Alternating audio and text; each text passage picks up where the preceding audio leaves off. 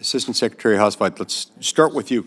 My state, the state of Utah, has enormous geothermal potential, and the office that you currently lead at the Department of Energy funds geothermal research and development. Can you talk about some of the exciting work that has been going on in that office, the one that you currently lead, when it comes to developing, commercializing geothermal power at scale? Yes, Senator, thank you for the question. To start with, we share oftentimes that the problem statement for geothermal today is identical to that of the shale revolution 25 years ago. We have a vast resource in place that lacks the natural permeability to produce at commercial rates. That was the same problem statement for oil and gas 25 years ago. We solved that with horizontal wells and multi-stage stimulation. It's the same problem statement for geothermal today. And one of the methods to extract that resource is with horizontal wells and multi-stage hydraulic fracturing.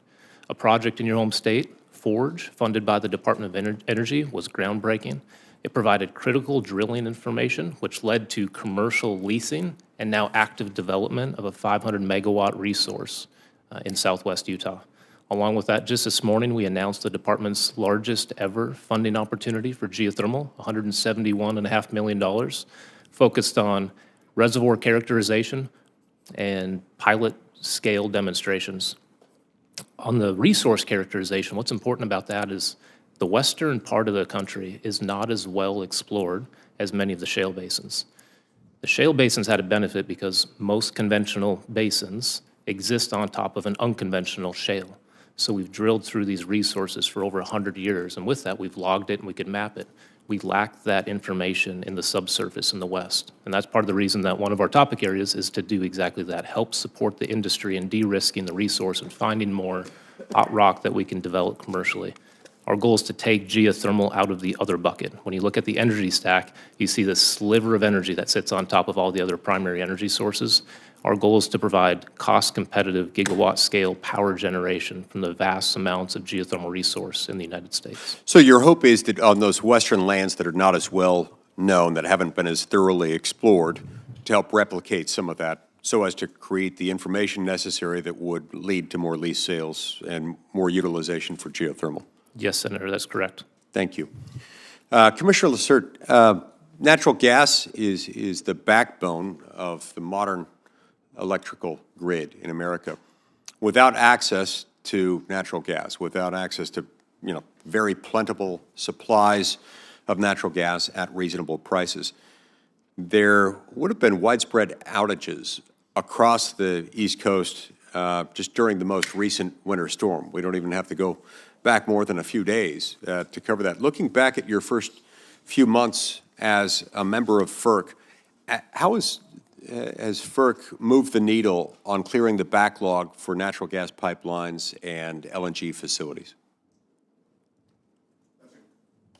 That's a great question, Senator. Thank you very much, and thank you for acknowledging the work that natural gas has done to keep the lights on, keep homes warm, and quite frankly, save people's lives over the past several weeks as most of the country had gone into a deep freeze, a really unprecedented deep freeze, where gas has really done all the heavy lifting.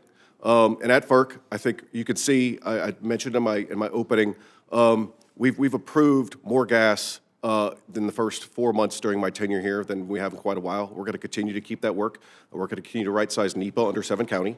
We're going to continue to hold our states to the fire and make sure they're making smart, right decisions for a lot of generation siting. And quite frankly, we need to focus more on natural gas as the reliable, clean energy source that it is. And you're right, you could see moving up and down the East Coast, the areas where have an abundant supply of natural gas through our pipelines fared much better than the areas that did not. So we think that we're very blessed geologically in our country to employ these molecules, to put them to work, and we need to do a better job of that across the board. With those pipelines, I completely agree. The pipeline infrastructure is essential to that. What do you see as the biggest obstacles slowing that, threatening the progress on that front? Well, I think you see that here. I think we've struggled with the Clean Water Act certifications for quite a while. I personally do not believe that one state should be able to hold the hostage a whole region of the country to accessing clean natural gas. That is an issue before you, and I look forward to Congress addressing that.